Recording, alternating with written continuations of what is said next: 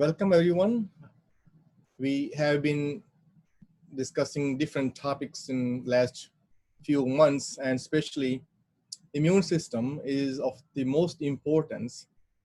Reason being at the present times of difficulty, and especially with the COVID-19, um, immune system plays an important role, especially for individuals who already have pre-existing conditions, and for every one of us who again have been dealing with patients or going outside, had to go to work. So immune system, if is intact, everything is safe because our own body will fight against any infection or any foreign particle which enters our body.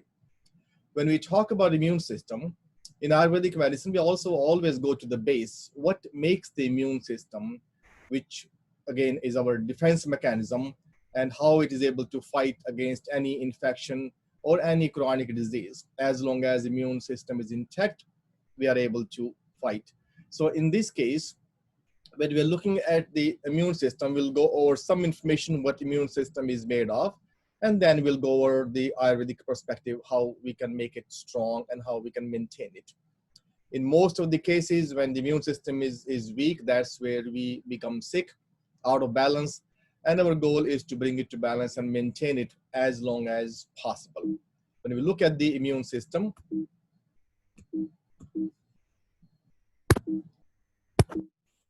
skin. Okay. So we look at the overview of immune system. We look at overall function is to prevent and limit infection as long as possible. Immune system can differentiate between normal and healthy cells. So again, this is the system which is again helping us staying healthy. Also, we are seeing many patients who are developing autoimmune and inflammatory diseases, and that's where what happens when the immune system is dysregulated, and so then at that time we need to make sure we are able to bring it to balance. In maintaining immune system, our gut plays the most important role. Digestive system, where all the food, drinks, whatever we consume is absorbed. When it is absorbed properly, that will give us a good, healthy nourishment, and that will help building our immune system. In the gut, again, the microbes or the good bacteria play an important role. So those are also something we need to discuss here. So microbiota plays a fundamental role on the induction, training, and function of the immune system. So as a result of that, immune system has evolved and to maintain the relationship between the diverse microbes which are present in our digestive tract or the gut. So in the optimal condition, this immune system microbiota relationship provides a good relationship between the pathogens and also looking at the human body. And when we are in a good relationship as a balanced state, we are healthy, and the person is basically able to fight against any infection that could possibly be coming. The immune system is again like this, the most important reason being in most of the individuals who are getting sick and who are getting frequent infection, their immune system is compromised. What we are finding, there's overuse of antibiotics. There is a dietary changes again, which again we are dependent upon lab-made food. We are looking at the processed food. We are looking at the ready-made food, pre-packaged food. And so in this case, the energy inside the body is not able to maintain its own immune system. And also the diversification required to keep all the bacteria in balance is also now not there. And because of that, the rise in autoimmune condition and inflammatory disorders is seen so much. Again, there are many individuals who have been infected with the virus, but even before that, the infectious disease and also the chronic disease are so much. So going back to the history or looking at the medicine, especially in the United States, going into 1980s, what we are finding that roughly 67% of the individuals who had some kind of conditions or people who were sick were caused by the infectious disease, whereas roughly 16.7% were infected or affected with the chronic conditions at the time. So by the time we, again, as the medical field have made progress, the infectious disease were going down, but became a total reversal by 2010, and now we are in 2020. It's just totally a different circumstance. We're looking at the generally infectious disease is roughly 16.4%, whereas the chronic disease is almost 70%. Except before we saw these coronavirus coming with the SARS, MERS, and also the COVID-19, the majority of population which were sick were because of the chronic disease. So 70% of US adult population have have at least one chronic condition, and 45% or more, or roughly about 45%, have at least two or more chronic condition. So with the chronic condition, person is suffering all the time and have been sick again for the rest of the life, and will be taking medicine as long as person is alive. And the problem is there is no cure for most of the chronic condition. We're looking at ADD, ADHD, we're looking at arthritis, we're looking at diabetes, we're looking at cancer, we're looking at HIV, AIDS, we're looking at hypertension, we're looking at hypercholesterolemia. So most of these conditions, diabetes, for example, so all these conditions we're looking at, there is no cure, and we keep taking medicine as long as person is alive. So basically, most of this is caused by disorders or dysbiosis or imbalance in the gut microbes, and because of that, our immune system has gone down. So one thing we need to keep in mind, the bacteria in our digestive system are really, really, really important. So looking at the interdependence of diet, the immune system, and also the microbiota inside our body. And when we're looking at that, we're looking at this triangle, whereas the diet on zone one side, and we're looking at the microbes on the other side, and then the immune system. So the diet, of course, is important, and the fermentation from that diet will help support and live and maintain the number of microbes we have in our gut. And then the dependent upon what we eat in our diet and the microbial health, immune system is made, immune system is maintained, and immune system flourish. So as long as we have these three intact, basically the two, diet and the microbes, then the immune system will be intact. In the dietary function, we're looking at the vitamin A, we're looking at a good fat, we're looking at iron, sugar, and fiber, which will help in the fermentation process, which will support also the health of the good bacteria. Again, we need to keep in mind that we have in our large intestine basically as many microbes or microbiota as our body cells. So we have about 75 trillion good bacteria helping us all the time. And the survival depends on what we eat and also our heat inside the body. As our temperature drops and our immune system drops with that, these microbes can move from large intestine to small intestine, and then the term we are using, the SIBO, small intestine bacterial overgrowth, actually that comes because now they found a other home to live. And again, when they move from large intestine to small intestine, the inflammation starts in the small intestine, and then the function, which is again absorption, does not take place. And with that, again, starts many conditions, which basically we are related to the inflammatory bowel disease and all these IBS and related conditions. So again, we need to make sure that the temperature inside the body maintains 98.2 or above. Again, 98.6 considered as the perfect. But again, the body heat is also very important, and we'll talk about the Agni later on in this lecture. So when we're looking at, again, the vitamins, vitamin A, D, all these are very important. But one thing is the body, is the fat consumption. What we are finding, a good fat will be very important for maintaining the colon health. And in Ayurvedic medicine, we find that ghee or butter is extremely important. When you're looking at the fat, we're looking at the short chain fatty acid, which are really important. And when we look at different short chain fatty acid, three main, which we know is acetate, propionate and also butyrate. These two are more important, but again, even the butyrate is least percentage, 15% and generally, but found to be of the most importance in this case, because again this helps in the mucous membrane of the colon maintenance. So basically, when we look at the butyrate for the to keep the mucous membrane inside the colon or maintaining the colon health is of most important. And now we are finding with the COVID that the virus itself is embedding it, or staying inside the mucous membrane. So that is the first line of defense and also the first line of entrance for the virus. So if we keep that intact, keep that maintained, then basically we are protecting ourselves by protecting, again, making the borders or the first line of defense strong as possible. So good source of fat, which you're finding in the butter and even better in the ghee, is extremely important. So with that one, we also see that immune system is also dependent upon a good source of fat.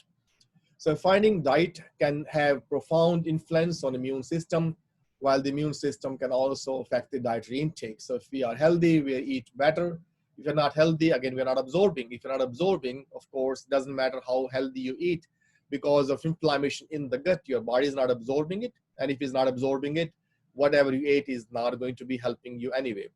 So immune system is able to control both the commensal composition and localization, whereas commensal signals are critical for development and function of the immune system. So we need to keep in mind that whatever we eat affects our microbes, and then dependent upon how our digestive system is, these will together help the immune system or building the immune system. So this computer looks like it's acting up.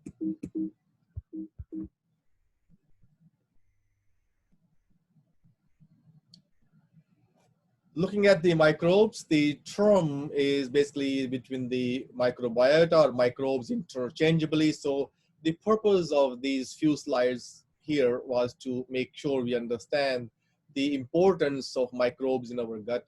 And again, even though there are many types, the bifidobacterium and the lactobacillus are of most important. Mostly these are found. Again, the microbe starts as soon as we are born, coming from the mother, and again the growth continues, and later on it is very important that we maintain that. With the bacterial growth, we also need to make sure that the prebiotics are there, and then prebiotics are coming from the diet we consume, the food we take, and also the fibers in our diet. So that's where we bring the plant-based diet. As long as we are taking good fiber and a well-balanced source of the plant-based diet, the prebiotics are there, and based on that environment, the bacteria will be able to find a place to grow and will be able to maintain our colon health. So from the triangle we're finding, diet affects microbiota, and both of them help create and maintain the immune system. So the key is the microbes and the surrounding, which is the gut health. So again, that is of most important when we are looking at the total buildup of the immune system. These bacteria break down most of the dietary fibers and turn into the basically vital force, which is also we're looking at the short chain fatty acid, which we just mentioned. Three main of those.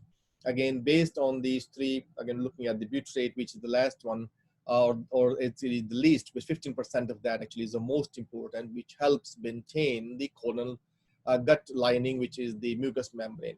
So again, if these microbes or microbiota are not balanced, we call dysbiosis, whereas the bacteria can move from large intestine to small intestine, and then they start the inflammatory responses, which are again the cause of most of the inflammatory conditions. And also found that in case of the chronic disease, most of those start from the gut. So the healthy gut microbe help protect from infections and chronic diseases like Crohn's disease, diabetes, obesity, heart disease, and also it's linked to many other conditions like depression, Parkinson's, autoimmune disease, allergies. So again, we're looking at the microbes or microbial health and or microbes and in the gut, how they are progressing, how they're developing, how they're growing, without causing any dysbiosis. So that is of the most important. So we're looking at the healthy microbiome. The bifidobacteria are the first bacteria to colonize the gut. It is acquired during vaginal childbirth and the breast milk. Again, we know most of us, we have gone through this process before. And basically, we're looking at the bifidobacteria make up of 90% of infant's gut microbial ecosystem. And it continues to about 3 years of age. And after that, the decrease is about 5% of the ecosystem. So basically, what we're looking at in the beginning, as the child is growing, the natural process of childbirth and also the mother's breast milk will nourish the child and also will help build the ecosystem of the child's microbial system. And that's where the bacteria are growing. So after that, we need to maintain the bacteria, and we maintain that by eating healthy food and also making sure that the prebiotics coming from the plant-based diet is there. Also, we want to make sure enough vegetable, fruits, nuts, whole grain, all of these are there to nourish our immune system. So we need to make sure that we are taking enough of these dietary ingredients. So that brings us to the concept of Agni and immune system in Ayurveda. So what we were studying before, what you're finding in the medical field, how the immune system is made, and we have studied much of that. Now in Ayurvedic medicine, we're looking at what other ingredients are involved in building the immune system. So what you're finding, the body heat or body fire, or in generally we call Agni, is of most importance when we are building the immune system. Reason being, whatever we consume is converted into the body nutrients. So what Ayurveda says, there are different layers of the body or different those dhatus of the body. So again, most of you who have dealt with the Ayurvedic system of medicine know there are 5 element theory. And based on those 5 elements, and those are the space, air, fire, water, and earth, the 3 body types or doshas are made. When we're looking at the first 2, space and air becomes the vata body type or dosha. The next 2, the fire and water, makes the pitta dosha. And the last 2, water and earth, makes the kapha. So kapha makes or provides all the structural material, whereas the pith provides or controls, basically the transformation energy, controls the metabolism, hormones, enzymes, basically the entire endocrine system or energy of transformation.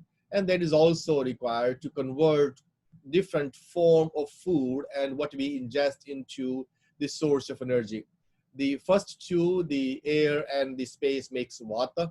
And so vata control, because of the air sign, controls all the movements, whatever is moving inside the body, which could be the nervous system, the motor and sensory pathways, the cardiovascular system, the lymphatic system, the food movement from mouth to anus, gas exchange in the lungs, and the kidney function. All of that is controlled by the vata. So basically looking at the vata, pitta, and kapha.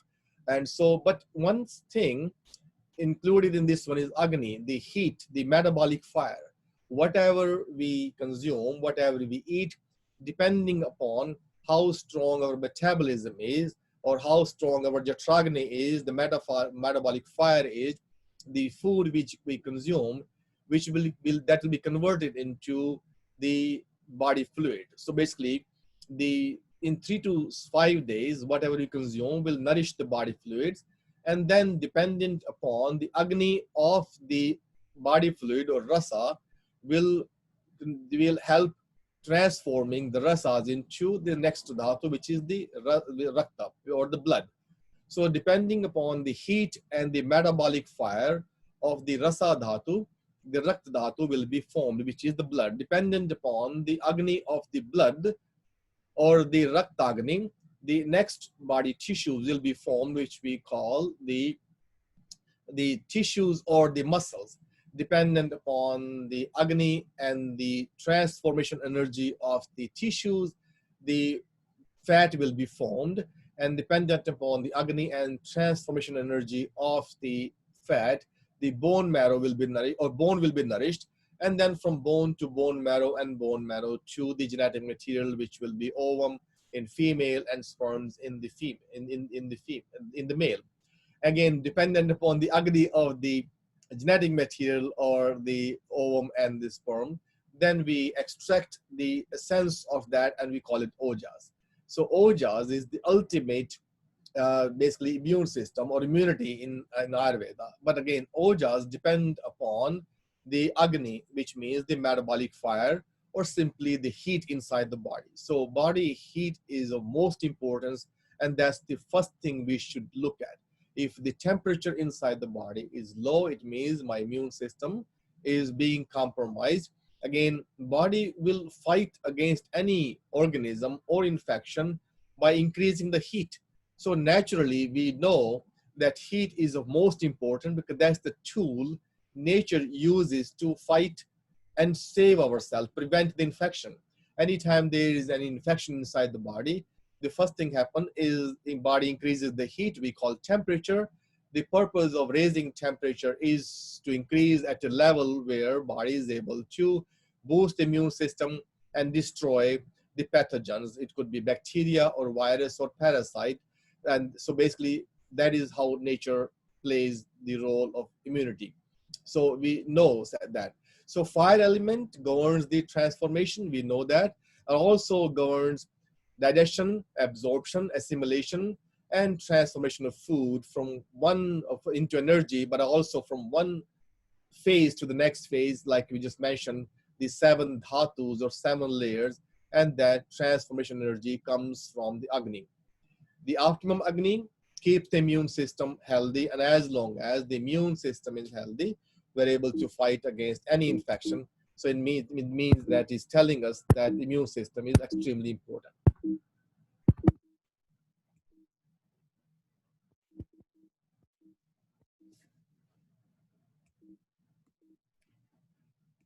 So I'm having a little issue here with the.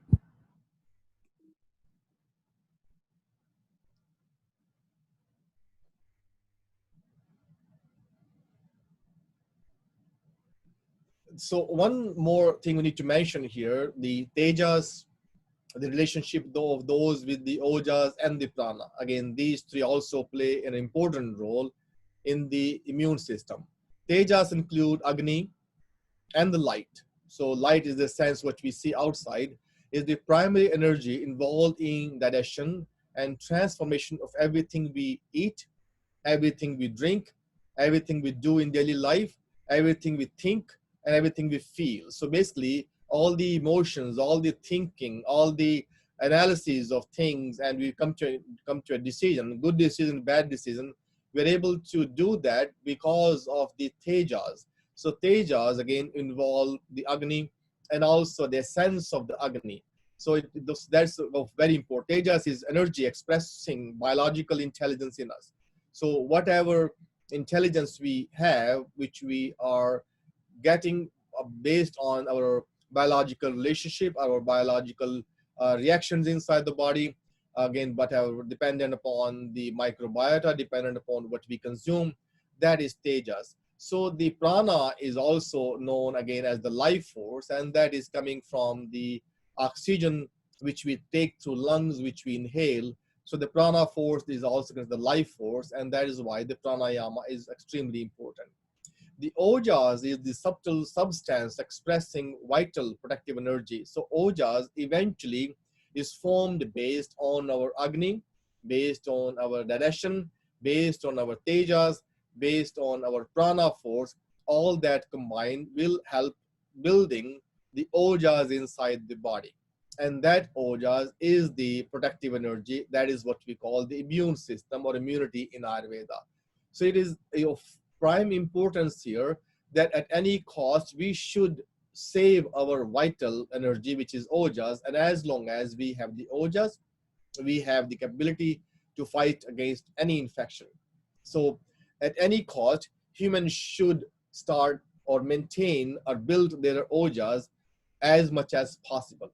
Every dhatu in the body, which we have 7, which we just mentioned, the ras, rat, mans, made, asti, majja, shukra, which means the rasa is the body fluid, 70% of body is fluid by nature or weight, and then the blood, roughly 5 liters of that, and then after the blood becomes the mans, waste, the tissues and the muscles, and then the fat. From fat we have the bones, and bones to bones marrow, and bone marrow to the genetic material, which is the sperm or the ovum. The essence of each dhatu is also called ojas. So each dhatu have his own ojas, whereas at the end the combined pure essence of all the dhatus is also called ojas, and that is the force we need, and that's what we call the immune system. So ojas in general is called the essence related to vitality and immunity. It's fight against aging, decay, and the disease. So if we have a good source and of ojas, and they are maintained within us, one thing is we will not get sick, so it will fight against the disease process. Also the decay in the body, we don't deteriorate that easily, and of course by doing that we are again taking or maintaining a anti-aging process in our body. We don't feel, we don't look, we don't express that aging in so fast in our body. We have seen individuals who could be in their late 70s and 80s, and they feel they're in their 40s, and whereas we also see people in their 40s and they feel like they're in 70s and 80s. So they have all the many diseases you can think of.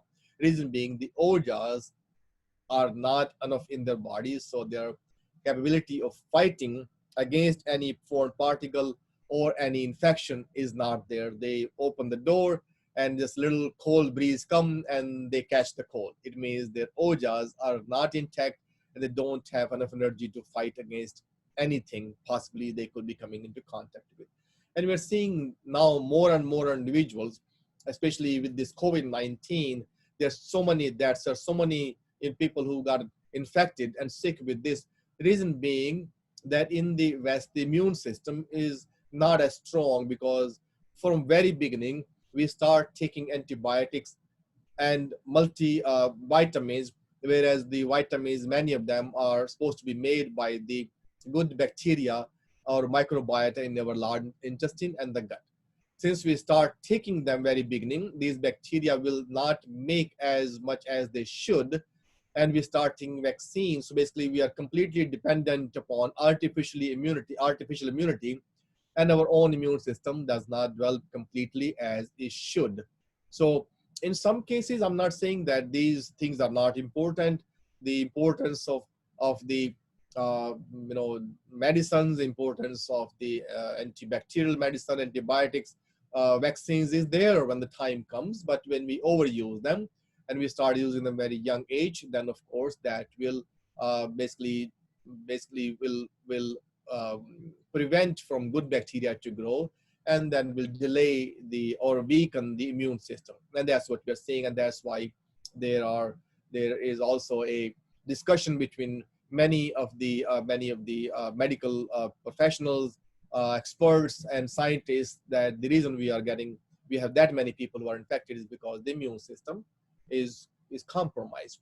Other thing is the pre-existing condition. The individuals who don't have a good immune system, then they have other conditions, either a heart disease, or they have diabetes, or they have other autoimmune conditions. And with that, when the immune system is not intact, then of course we get sick easily. Other problem is that to make sure the medicines which doctor give in many conditions work, the immunosuppressants are given, so the immune system is suppressed before we give anything to make the medicines work. So in that case, intentionally the immune system is made weak and compromised. Individuals who had conditions like cancer and those, basically we see that the immune system is not there because of the immunosuppressant. And when the cancer returns, the own immune system is so weak that the cancer takes over. Again, so in this case, we're looking at the immune system, the importance of that, and the aging process is also coming fast in individuals who have very weak immune system. So it's formed during biosynthesis of bodily tissues. We know that at a very young age, all dhatus has the capacity to create its own ojas, which we mentioned before. The seven dhatus, they have their own ojas, but again, they collectively the main ojas, which we call the essence, that will be the main ojas. Ojas present in a single dhatu or cell is called the localized ojas, and the collective ojas is the name given to the pure essence of all the dhatus, and that is what we need to make and build and maintain to stay healthy for longest time possible.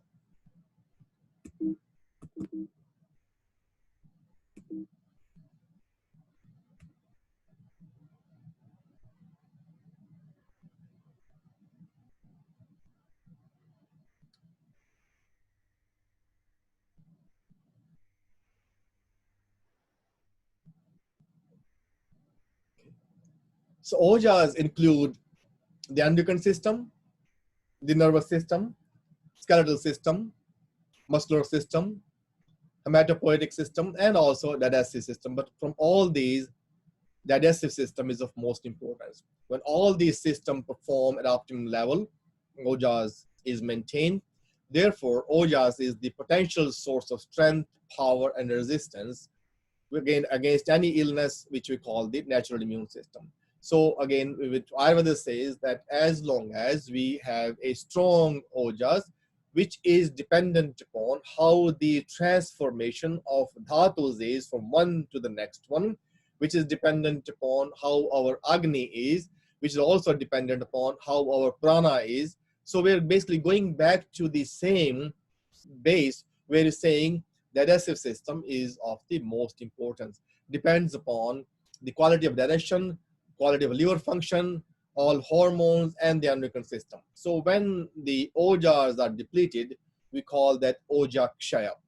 So the goal here is to see how we can maintain that. So dhatus I mentioned before, the ras, rakt, mans, med, asti, majja, shukra, and eventually the pure essence, the ojas. It takes 3 to 5 days for transformation of our food and what we eat into the body fluid. 3 to 5 days from body fluids to blood, 3 to 5 days blood to tissues, 3 to 5 days tissues to the fat, 3 to 5 days from fat to bone, and 3 to 5 days from bone to bone marrow, and 3 to 5 days bone marrow to sperm or eggs. And then after that, the pure essence is made. So it takes 21 to 35 days to get to the deepest level, where we call the shukra or the sperm or the eggs. So in this journey, it depends upon how the Agni is of each dhatu. If the Agni is extremely weak, it may take longer. So Agni again is of most important. We need to make sure that we do breathe well, which means the prana had to be in. Also, we want to make sure our body metabolism is good, which depends on the Agni or the heat. And to maintain that, the dietary intake is extremely important, which means that to maintain that, we need to maintain the natural state of this body, which is the heat, 98.6 degrees. Everything we consume must be well cooked and it must be hot or warm, nothing cold or frozen. The Ayurvedic perspective of health, which I mention in every lecture, it says samdosha, samaganishcha, samadhatu, malkriya, prasanna atma indriya mana swast iti abdhiyate, which means that the doshas had to be in balance, which is the vata, pitta, and the kapha. The Agni had to be in balance. So basically, we mentioned that all the Agnis, again, depending on each dhatu, they have their own Agni. So in Ayurveda, there are about 41 different types of Agni. The goal is to maintain each Agni, the metabolic force, the enzymes, the hormones, all these have different form of Agni, and that need to be maintained. So all the dhatus, all 7 dhatus need to be well maintained, and they need to be in balance.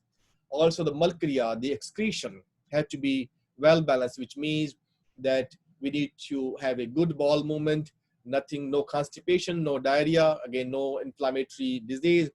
What we found in the West, especially in the US, the statistics shows that there are more than 70, estimates about 77% of US adult population is constipated.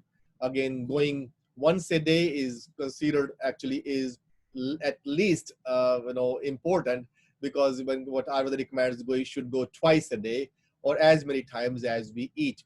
But twice a day is considered normal. Once a day is okay, acceptable. But there are individuals who will go once a week, and that is severe constipation. Again, if you're going every other day, that's constipation. If you're spending hours sitting in the toilet, that's also constipation. So it's, again, the gut health is important.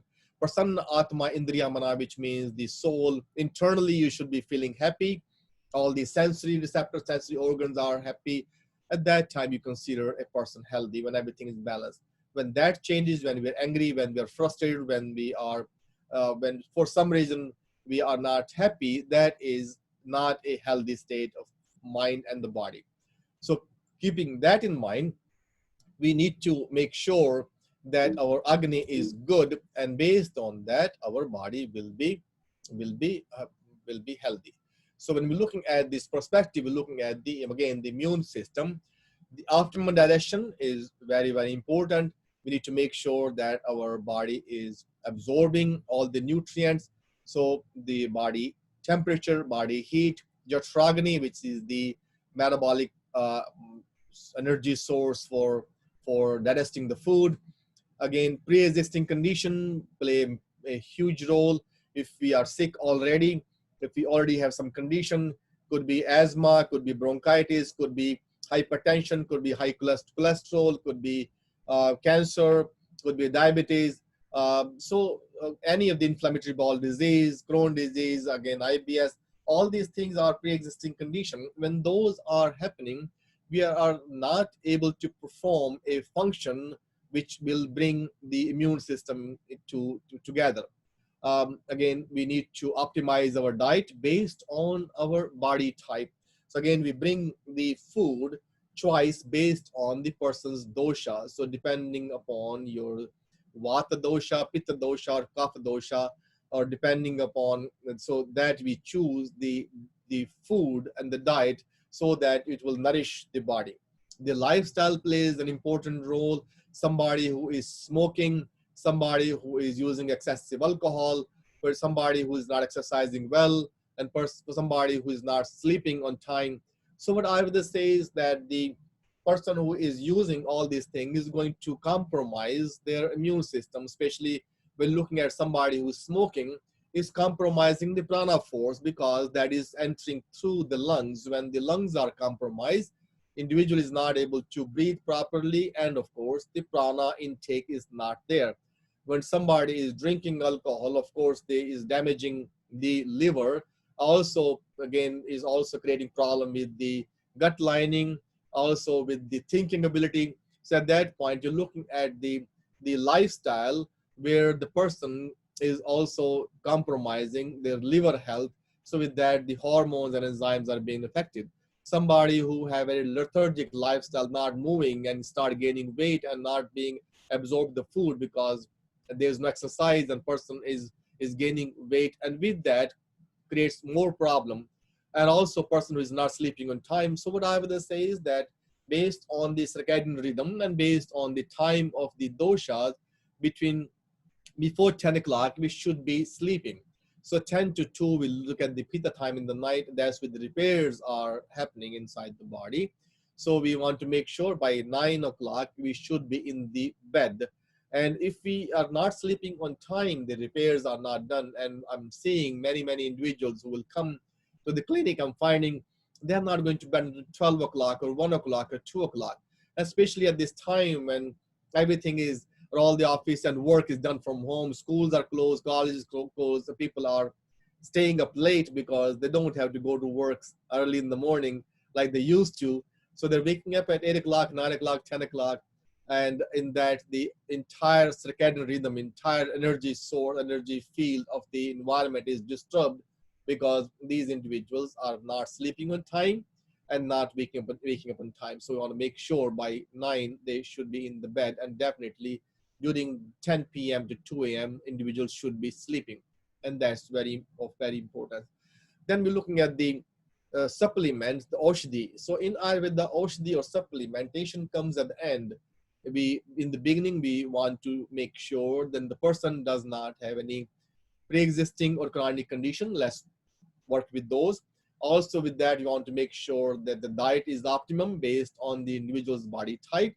And also you want to make sure that the lifestyle is also good. So if somebody is suffering from, say, asthma and bronchitis, and we are giving them medicine, supplement, whatever possible, first thing we want to make sure this person is not smoking. So if the person is a smoker, then that need to be stopped. So if something is being introduced to compromise the effect of the or benefit of the medicine, or compromising the health of that organ, and not only that, we are also doing damage, that need to be done. Somebody who's suffering from insomnia and trying to sleep, the first thing person had to do is go to bed between 8 and 9 o'clock, even though they may not be sleepy. But once you are in the bed and you're trying to disconnect with everything you have done during the day, that's where you're trying to get to induce the sleep. Again, we know again in the importance of melatonin and all those things, the chemicals brain produces, and they are produced in the darkness. So we want to make sure the lights are off. And if again, if there's light in the room, we want to make sure the window, wherever source of the light is, also not there. The blinking light should not be in the room. So darkness has to be there. Some people will wait. They say, well, I'm watching TV, so when I feel sleepy, I'll go to the bed. Well, you may not feel sleepy because you're looking constantly at this tube, which is emitting different lights and is keeping your brain so basically active. Then you may not sleep. So we need to look for a good medium, a good place, an environment which will bring sleep. And then if it's not coming, it will come slowly. Then you take to the last thing, the medicine. But what we do, we jump to the conclusion of taking medicine first. So we also need to provide that environment for body to sleep. So first thing, we look at the diet itself. Ayurveda recommends that for a good immune system, we should be eating a freshly cooked food, which should be locally grown. So we'll always recommend that, since we are believing in the 5-element theory, the space, air, fire, water, and earth, whatever is nourishing my body, the local food, local water, local air, which I'm inhaling all the time, the same air, water, fire, everything is nourishing the plant which are grown outside in this area. So if I am getting everything from this environment, the plant, the food, the fruits, the vegetable which are grown locally is going to match with my body, is going to nourish my body much better than something grown in other part of the globe. So always look for local restaurants to eat, look for local farmers market to get the raw material or the vegetable and the fruits. Or if you're a farmer, grow your own. So that will be the best. But always look for locally grown food. And again, to eat the food which is easy to digest. Basically, in Ayurvedic medicine, we individual who have a weak digestion or individual who have any chronic disease, we always start with soups. We always start with khichdi, which is again a mono diet with the mung beans and rice. Again, you can add onions, tomato, ginger, different vegetable, depending upon your taste, but they have to be well cooked and easy to digest. Again, ghee is really, really important. We mentioned ghee before. We mentioned the biomes and the microbiomes and the importance of the butyric acid. So basically, when we're looking at the butyrate, then this is of most important. We look at the butyrate, ghee or the butter are really good source of butyrate. So in that case, ghee is one good fat which nourishes all 7 dhatus. So to build ojas, ghee is extremely important in Ayurveda. So every Ayurvedic physician, every Ayurvedic practitioner will recommend the use of ghee in our diet. Then the ginger to improve circulation. Many of us have a lifestyle where we spend time in the office, in a place where exercise is not there, movement is not there. Ginger is one herb which improves circulation, good for almost every condition. So we need to make sure that we do use ginger in our diet. Turmeric, which we consider as a golden herb, is really, really important. Again, the golden herb is not considered as golden because of the color, is because the use of that is used almost in every condition. It is one of the best known antibiotic, antiseptic, antihistamine, basically anti-inflammatory. So if nothing is available, you can use turmeric in a different form. Only condition is you need to know how to use it. It requires a good source of fat. So that's why most of the time it is given with milk or ghee or some oil. So basically either requires good fat or black pepper or bromelain. So these things these are requirement for the turmeric to be absorbed. If you're just putting turmeric in your black coffee, which have none of these, that is not being absorbed. Of course, if it has milk, that will add the prerequisite for the fat, something to bind. So that's really important in case of the turmeric. Turmeric is also a blood thinner. So basically, you need to keep that in mind. It keeps the blood healthy, thin, so it improves circulation. But if somebody is already taking blood thinner, then you have to consult your doctor. Garlic is also very, very important in building immunity. Ajwain seed, again, ajwain seed or ajma seed are really good for metabolism, good for the digestive system. Again, we need to keep in mind, doesn't that matter how much we can discuss about the immune system, we keep bringing back the digestion because that is the base. Whatever we are absorbing there is going to help build up the immune system. Fenugreek is also a most important here, or very important here. Reason being the epidemic of the diabetes worldwide, especially in some of the countries. I remember in India, basically there are so many diabetics. Here also we're seeing most of the individuals who are overweight or obese, they also have diabetes. And worldwide, we are finding a new term, diabesity. Anybody who is diabetic also is obese. So it's a correlationship. So we need to make sure that the fenugreek, which help in maintaining the blood sugar level, but also so it's very useful in diabetics, but also helps in weight loss. Saffron is really good to build the immune system. You can put that in the milk, in your ghee, in your cookie with the rice, other food.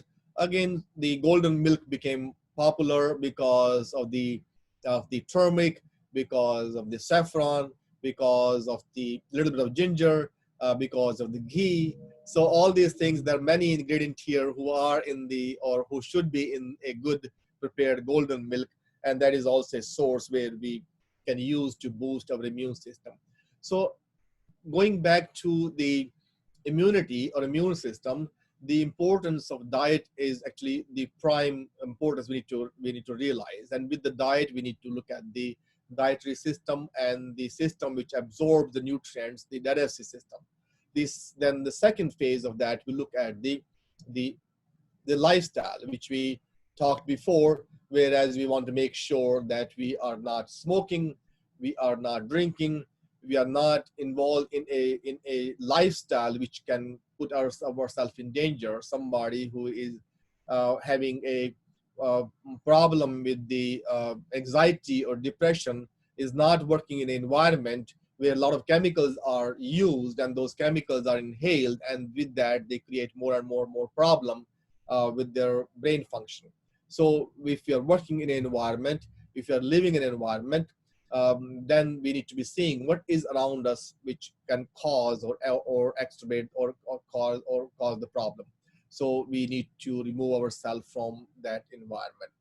The Aushadhi, we'll need to be looking at the first thing which always happen in case of the immune compromise, the inflammation. So in case of inflammation, we should be using something to reduce inflammation and eventually to remove inflammation. If we are finding a source, so for example, somebody have heavy metals, somebody have overgrowth bacteria, somebody have parasite, of course you want to remove them also. And again, there is a protocol, there are supplements for that also.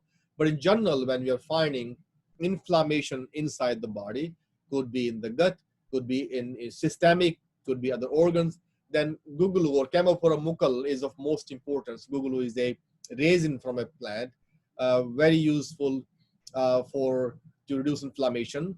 And so depending upon where the inflammation is, we blend that with different herbs. And as we're finding, the Triphala gugulu is of most importance because Triphala have the tendency to work or go to the digestive system.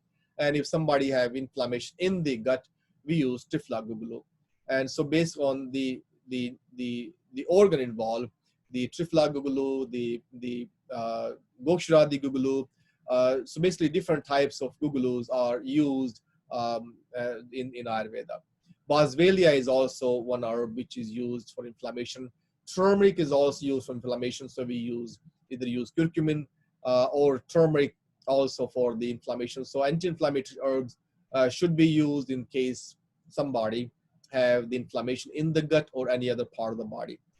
For gut health, we always use Triphalaplex, and if somebody have constipation, then we use GI cleans, or also use Isabgol. Again, to use of those, again, should be recommended by somebody who knows what they're doing. So a well-trained Ayurvedic practitioner is of very, very importance here. Amla extract is really good for boosting immune system. So at this time of the COVID, we have found that many individuals who had a weak immune system, they were taking amla extract and giloy extract continuously, along with the immunitiplex and vasaplex. And vasaplex is a combination, is an herb, a combination is a liquid or decoction, which helps in building the or maintaining the lung health. And especially with this COVID-19, everybody was concerned about the lungs. So immunitiplex and the vasaplex played a huge role in protection. So amla extract is recommended, giloy extract is recommended. We use them. Chyawanprash is recommended. Chyawanprash is a jam considered as a multivitamin in Ayurveda, also anti-aging. So basically, we use Chyawanprash with warm milk, 1 teaspoon, once a day, twice a day, three times a day. And so this really good a anti-aging jam, or so really good for building the immune system. Immunitiplex, as the name says, this is a combination of herbs to build the immune system. Also very helpful in individuals who have a weak immune system, which we feel in the winter time. There are children and adults who will catch cold very easily.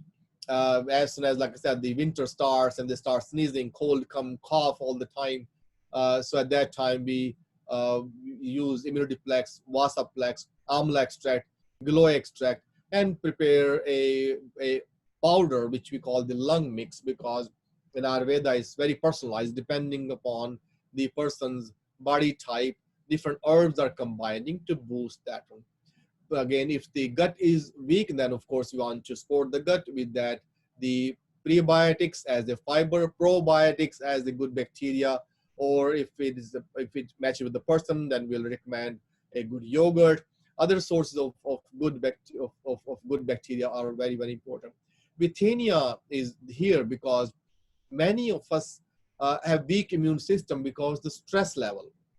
Stress could be coming from work, stress could be coming from family, stress could be coming from children. There's so many reasons, and many people are stressed nowadays because of this virus going around. They're worried about the family, worried about the loved one, worried about the job. Working from home, so it's become stressful because people got used to going to a workplace every day, and all of a sudden they are just living or staying at home, and the environment is not the same, and so that also is building up stress. And with the stress, the anxiety keep building up. So with the anxiety, Withaniaplex is very important, because Withaniaplex is a combination of many herbs which is going to calm the mind. So when you're calming the mind, is an adaptogen. So Withania is an adaptogenic herb which helps your body cope with the stress and handle the stress properly, handle the stress very well. And again, if this is somebody have very high anxiety, then we use something called complex. Complex is also a combination of many herbs. We also use Withania, with also Brahmiplex, Bacopa plex. So these are some of the combinations in Ayurveda which are there to calm the mind, or calm the nervous system, support the immunity of the body, support the ojas in the body, nourish the dhatus in the body, and with the nourishment also support a good digestion. One thing I'd like to mention here before we close, again, we want to make sure, since the body works optimum at a 98-degree temperature, or 98.6 to be more accurate, but everybody is different. Some people have low temperature to begin with, 97.8, but whatever your temperature was in your teens and at young age, and when the time you feel at the peak of your youth, that is your body temperature, and that is what you need to maintain. So keeping that in mind, make sure everything you eat is well cooked, is warm, and nothing frozen. So anytime you eat something frozen, is going to draw heat from you to melt, and that brings your own metabolic fire, your Agni, your Jatragni to a lower temperature. And because of the low temperature, all the enzymes and all the hormones your body was supposed to produce are not produced properly. And from there, ama is produced. Ama is toxins in Ayurvedic medicine, or as Ayurveda says, that basically if the ama is produced, that's produced mostly in the gut because of malabsorption or because Jatragni was low. So in this case, the Jatragni, or the fire of metabolism, or fire which is used to boost your absorb the food, is of most important. So keeping that in mind, we need to make sure everything we consume had to be warm, and as long as we keep this body providing heat to this body, we will have a good strong immune system, and that is again most important. Teas are important here. We need to be drinking tea made with tulsi, which is holy basil. Again, very important to boost the immune system and also to help the lung health intact. Also, tea can have ginger, which you can grate there, or ginger powder. Cardamom, really good for lungs. Cloves, antifungal, and also good for immune system. You may want to add a little bit of ajma seed or ajwain seed to boost the metabolism. And you can just basically use a combination of those, which have 1 part of ginger powder, 1 part of tulsi powder, 1/4 cardamom, 1/8 clove powder, and about 1/8 the ajwain powder. And again, when we mix those, when you mix the combination, you use half teaspoon of that into 1 cup of warm water or hot water, boil it for a few minutes, and then your tea is ready. Please do not add any type of sugar, no regular tea leaves. You don't want any caffeine there, and you don't need to add any dairy or any milk. It's just the tea you can drink all day, multiple times. Will boost the immune system, will keep the lungs strong, will also keep the metabolism strong, and in generally keep circulation good. So that will be something to support your immune system, so entire body. Based on the underlying condition, you may want to add something else to that. If somebody is diabetic, you may want to add a little bit of cinnamon. You may want to add a little bit of fenugreek there, so that the blood sugar is also balanced. Again, if somebody has a lot of inflammation, you may want to add something which is coming from turmeric. Again, ginger is also anti-inflammatory. You may want to also add some little bit of Google in your tea. So combination of things can be made if you are a tea person, and making sure that all the food you take is in easy to digest form, nothing fried. But again, cooked food is always good, nothing raw, because if your metabolism is weak, then you don't have enough energy and enough metabolic fire to begin with to cook your food and to absorb your food. So that time you may want to eat the food which is already warm, tender, easy to absorb, and from there you are supporting your entire body. And with that, I'll stop here. Any question you have, I'm here to answer those. So if anyone wants to type in a question in the chat, or if you prefer to vocalize your question, you can unmute yourself. Oh, here we go. So how do I determine my body type is one question. Well, generally, that is determined by a trained Ayurvedic practitioner.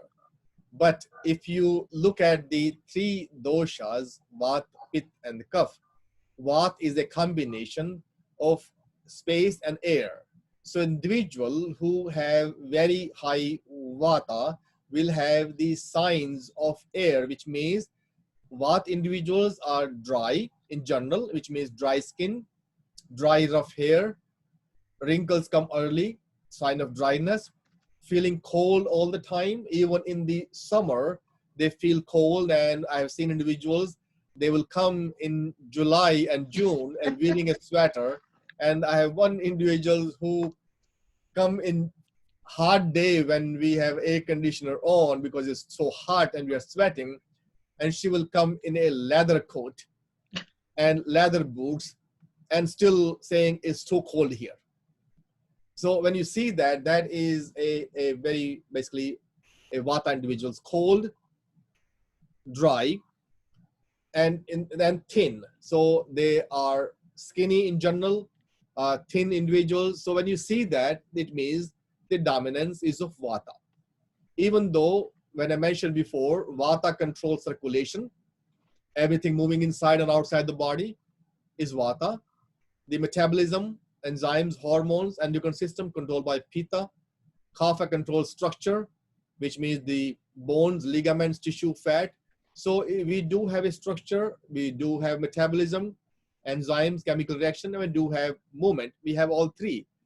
What is dominating is that is what we are trying to determine.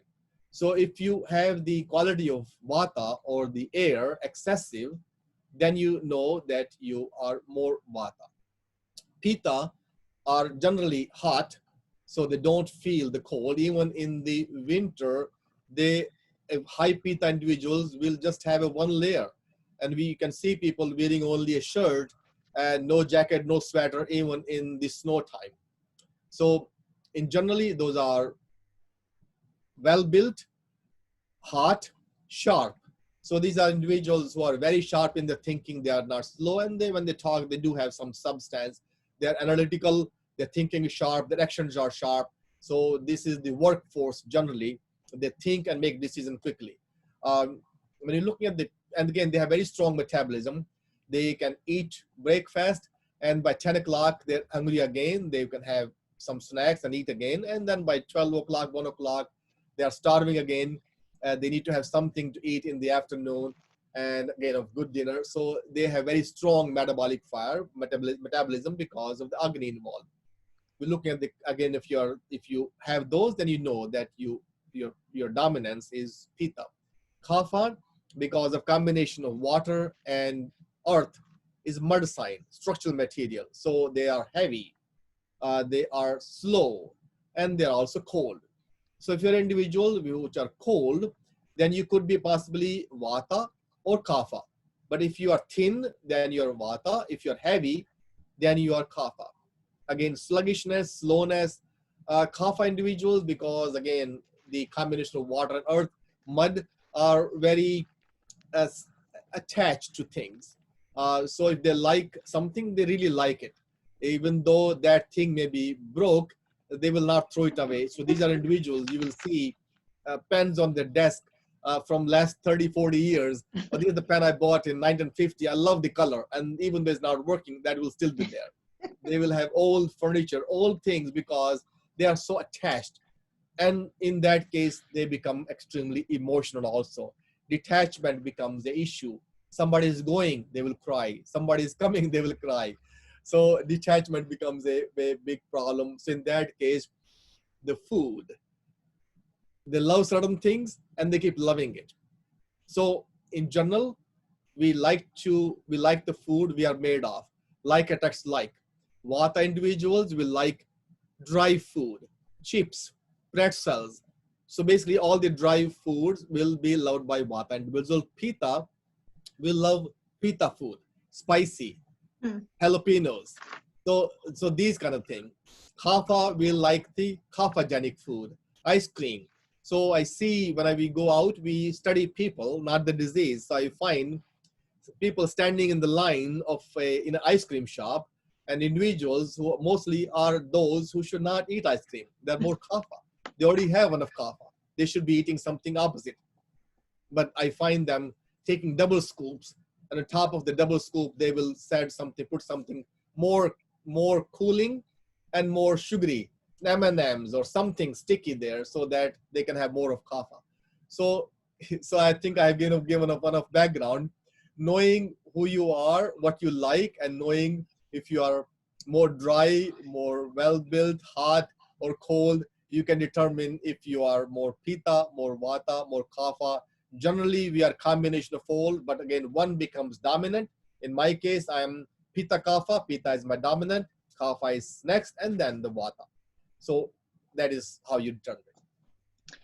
Another question, is salad okay even though it is eaten cold? Salad is, so basically in Ayurveda, we recommend cooked food. So every food had to be cooked or sauteed. So now let's go back. Vata, so salad is cold. So in case of vata or in case of kapha, these both are already cold. Vata don't have much of heat, that's why they're cold. Kapha have more sluggishness, that's why they're cold. So in both cases, raw food is not recommended. So for vata and kapha, we always recommend warming food, more soups, nothing uncooked. In case of pitta, especially in the age of pitta, somebody who is in the middle age with the age of pitta, and somebody who is eating in the summertime. So the age is pitta, the person is pitta, and the time of the season is also pitta, and the time of the day is also pitta, lunchtime. Then says the raw food, especially some things they can eat raw. For example, they can eat lettuce, they can eat tomatoes, they can eat onions, those and cucumbers they can eat raw. But if they start eating carrots, they start eating broccoli, they start eating cauliflower, that is not, those are not coming into the raw food category. Those should be always cooked. Heat will help digest the food better. Heat will help releasing the nutrients of the food better. Again, one more condition here, when you are eating and you want this food to be absorbed, you should give every tooth a chance to bite. If you have 32 teeth in your mouth, you should chew your food 32 times before you swallow that food. Every bite, every particle of that food should be turning into chime or a paste before it is swallowed. So that is again important. If you just bite 4 times and swallow, then it means you do not know how to eat the food. Thank you. Any other questions? I have a question about sugar intake, because we know sugar leads to other cravings, and it also helps bacteria feed on your body. Is any amount of sugar okay? Like natural sugars? Definitely. So the sugar is important. So as you know that the brain uses sugar and brain uses fat. So we got a bad press for sugar and the fat, but now the condition is what kind of fat and what kind of sugar. So in this case, we are looking at the sugar, but that has to be completely plant-based sugar, which means fruits is what we are looking for. So what we are finding, if we are trying to get something in our tea, then you find something made of the plant-based sugar. Stevia is the plant-based sugar which have 0 glycemic index. Next thing you're finding out, you may want to grind some dates. So in the cooking, in making desserts, fruits are the best, and we don't eat raw food. So sometimes people will tell me, well, I'm eating fruit and you said no raw food. Well, we don't eat raw fruits. Fruits are ripened. So it means when they're ripened, they're already done. They are basically what you will consider grain as cooked or vegetable as cooked, but fruits are ripened. We don't eat uncooked or unripened fruits. So in that case, fruits have all the sugar you need, and if you are eating fruits, then that should give you enough sugar. Those are not prohibited. Condition is someone who is not metabolizing any kind of sugar, especially diabetics, then we stay away from fruit sugar also, and we have to be careful what kind of sugar or what kind of fruit we eat. Some fruits have less sugar, or they release sugar slowly. For example, when we are taking pomegranate, when we are taking grapefruit, when we are taking papaya, they are releasing sugar very slowly compared to somebody who have diabetes and they take grapes. As soon as you put it in your mouth, the sugar is released and is very sweet. So you have to be careful in that case. But in Ayurveda, we recommend sugar is not prohibited. Sugar, in fact, is good, but it has to be plant-based sugar. If you have a sweet tooth, then dates become your best friend, and again they are loaded with sugar. They are sweet, they are tasty, they have good fiber, and they have very strong digestive enzymes. So if you have one date after dinner or one date after lunch, that is actually that should basically uh, solve all the purpose. That should calm your craving for sugar, because that's plenty, but again it is not harmful at all because it has a lot of digestive enzyme and good fiber. Okay, thank you. And another question in connection with the question about body type. Can your body type change? Quote, I was heavy, now thin, and cold all the time from weight loss, end quote. Okay. So in generally, the body type is determined at the time of birth. So based on our body prakriti. Prakriti means nature. So naturally, if I am a child who is a little chubby, and then basically that is my prakriti, so I am little kapha. So at that point, my journey should be to control the kapha. I don't want to keep accumulating, because like attracts like kaphagenic food.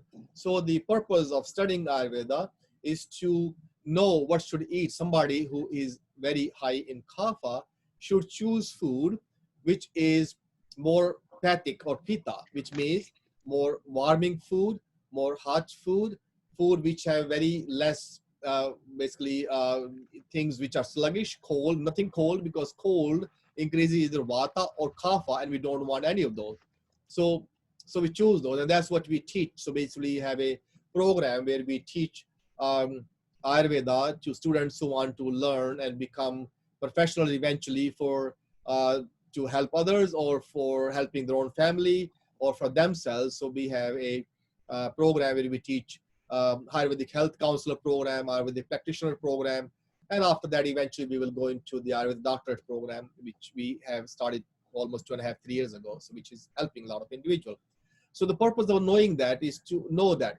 So once we have that, only time it will change is when we have vikriti. Vikriti means imbalance, a disease. So if some disease happens inside the body, that will change the whole metabolism. Somebody who is losing weight forcefully, that's not how you lose weight. You don't starve yourself. You lose weight by only one thing: improve your metabolism, improve your Agni. When that happens, then definitely your body will lose weight. So your body type does not change, but at that time, the dosha will change because of that vikriti.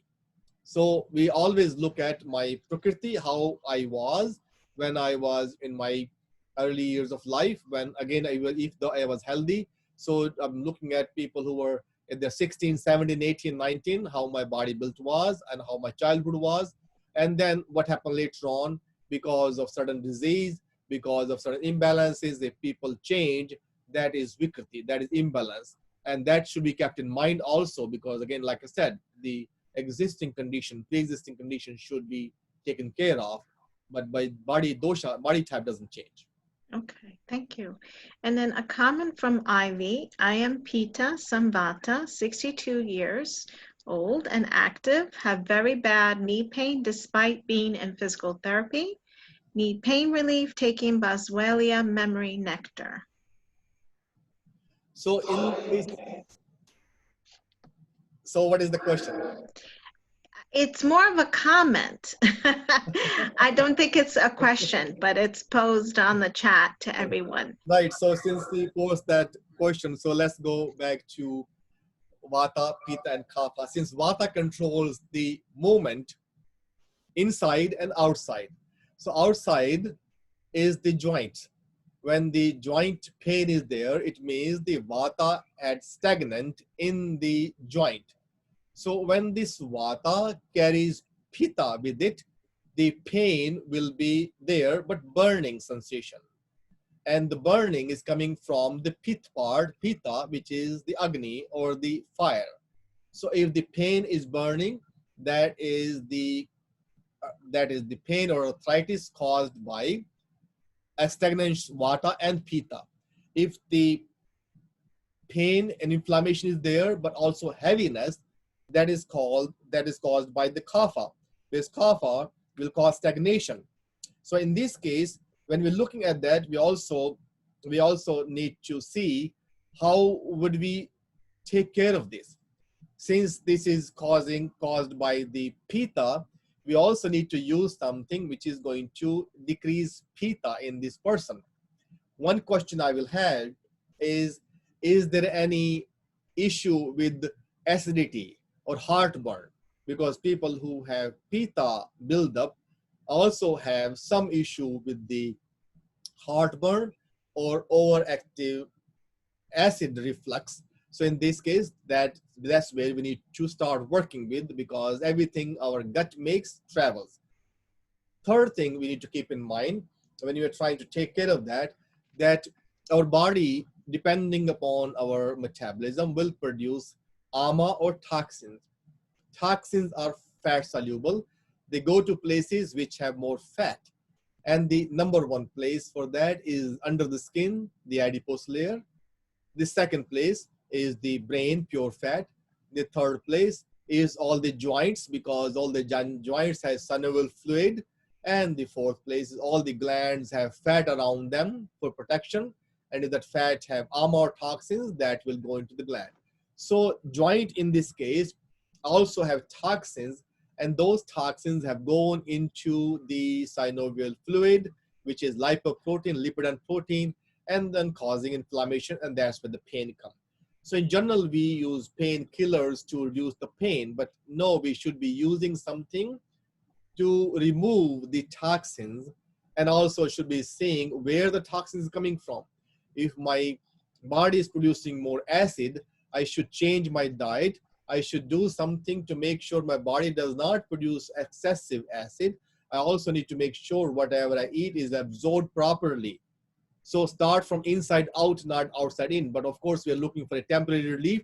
So the gugul and boswellia will be helpful. If this is a pain which is burning and basically we may want to use a form of gugulu called Srinath gugulu, or we may want to use Yograj gugulu, or we may want to use a combination of the gugulus we call Arth Plus. In that case, the different types of gugulus are combined, and so Arth Plus is very useful. Also, we want to use, depending on if we have a pain which is stagnant, Kishore gugulu. So depending on the body type, gugulus are of different types, combined with other herbs to go deeper into the body. We may want to use the massage. Again, if this person is Pitta, we may want to use earth oil, or we may want to use combination of castor oil and earth oil. We may want to use an oil which is sesame oil. But if it is kapha, then we may want to use mustard oil. So again, reason we using oil, because oils are absorbed through the skin and will go inside and start working immediately, and you feel the relief. So I think that should help. Taking different types of the gugulu, taking turmeric in your food, or making a preparation with turmeric and gugulu and ginger, drinking that, making little poultice with the flaxseed, ground flaxseed, ginger, and some earth oil or mustard oil, and put there. That will help also. And but main thing is internal. Look at what is causing, how it led to the joint. There has to be something inside the digestion and absorption also. Thank you. And I have one last question, and then we'll wrap it up. We don't want to take too much of your time. You talked about tea consumption. What about coffee consumption, even if you drink it straight without any milk or sugar? So caffeine is basically all the things we find in the nature. They have some good use, and when we overindulge, of course, the same thing becomes toxic. So food is, so the poison is medicine when used in proper quantity or small quantity, whereas food could be poisonous if it is used in excessive quantity. So nothing is in excess. So when you look at the caffeine, coffee helps in stimulating the liver and the gallbladder. Somebody who have a sluggish gallbladder and sluggish liver, if they take 1 cup of coffee without sugar or without milk, that will stimulate. And that's what happened in many people who are constipated. They will drink a cup of coffee and they feel the pressure, because all of a sudden the bile is squeezed, and bile is already there, but squeezed, and is coming into your duodenum, and from there you feel like, well, it's time to go. But if you if you start again, if somebody is pitta, then it is also increasing heat, but also causes dryness. If somebody is vata and they keep using more caffeine, it will cause more dryness in these individuals. For kapha, it is okay to have 1 or 2 cups, but not more than 2 cups at all. So they can drink 1 cup in the morning, 1 cup in the afternoon. For pitta, if they want to use half a cup or 1 cup is okay. For vata, absolutely not. But a lot of people are using coffee enemas. Does the same thing. Doesn't matter if you take it through the mouth or the anus. It goes to the same place. It is going to your liver and stimulating. You do not want to overstimulate. So for liver flush, or for those people have started using the coffee enema, of course, like I said, it will stimulate. But you don't want to overstimulate and keep doing it by taking enema every day, because it will dry up the entire gut membrane, and you do not want the entire mucous membrane to be dried up. Lubrication is very important. So if you're taking coffee, why not enjoy the taste by drinking orally 1 cup and maximum 2 cups a day, but not more than that. But if someone have issue with the overproduction of acid, it means their acid production, they have high pitta and they produce a lot of acid, they should not drink coffee empty stomach. Make sure you take something before or eat something with it, and not something spicy. Something is going to calm.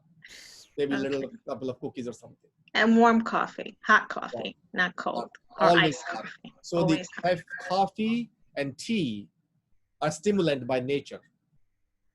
So when you are stimulating something, you should eat something to increase the effect, which is heat. So when you take the hot coffee, hot tea, you get the maximum effect of it. When you mix that with ice, you are mixing two opposite. And that is the worst thing you can do to your gut. Because now you're mixing two opposite. Ice want to suppress and coffee want to jump, which means one is anxiety causing, one is suppressing. And when you mix both together, then a couple of minutes you have anxiety and depression, you're mixing two, and that can create a problem with your balance in the gut flora. Wow, interesting. Okay. All right. Well, I think that was all of our questions. I don't see any more in the chat. So I thank you for joining us this evening. We do have another talk with Dr. Kaushik coming up in August. I believe it's the first Wednesday in August. And the date escapes me. It's either the 3rd or the 4th. And it deals with stress and depression, if I remember correctly. I should remember this. But there will be another talk, and you'll have another opportunity to ask additional questions. And thank you very much to everyone for joining us, and to Dr. Kaushik. And we look forward to having you back next month. Be well. keep your immune system intact. We'll try. We'll try. Thank you. Thank you. Namaste. Must stay well. You too.